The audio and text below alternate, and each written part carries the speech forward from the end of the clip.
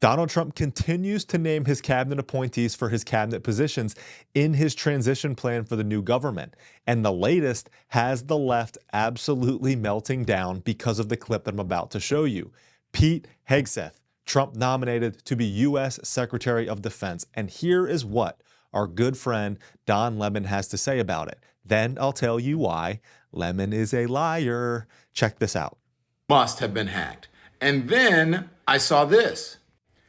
An official statement from Donald Trump saying, "I am honored to announce that I have nominated Pete Hegseth to serve in my cabinet as the Secretary of Defense." What? At first, some of these folks, these nominations, I said, okay, or appointments, all right, they're a little extreme, but there were some normal people in there, kind of normal, like Marco Rubio or Mike Waltz, a couple of, just regular old Republicans in there. But Pete Hegseth, the morning weekend host on Fox News, come on. All right, I'll get to that in a second. But the rest of the left is freaking out because Hegseth said this. I'm straight up just saying we should not have women in combat roles. It hasn't made us more effective, hasn't made us more lethal, has made fighting more complicated. We've all served with women, and they're great. It just, our institutions don't have to incentivize that in places where not traditionally, over human history, men in those positions are more capable. Okay, so you see what they're doing here. They're painting him as an incompetent Fox News pundit misogynist. I know it's extreme to believe that our nation's women should not be dying on the front lines. I know it's extreme to believe that men should be the protectors of women and our nation. Go beneath these lies, guys, and what you will find is that Pete Hegseth actually had a career before he was a Fox News host. He is a decorated American military veteran and leader. He received an Army Commendation Medal for heroism and extraordinary achievement in combat. He was awarded the Bronze Star Medal and Combat Infantry Badge during his time fighting in Iraq. And finally, after he served as the chief executive for Concerned Veterans for America. And then he was a Fox News host. This is a decorated war hero who has spent his career advocating for our nation's veterans.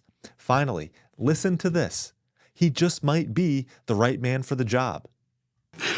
The Pentagon is in the book, the exact amount of years, but in the past X number of years, 10, 12, 15, the Pentagon has a perfect record in all of its war games against China.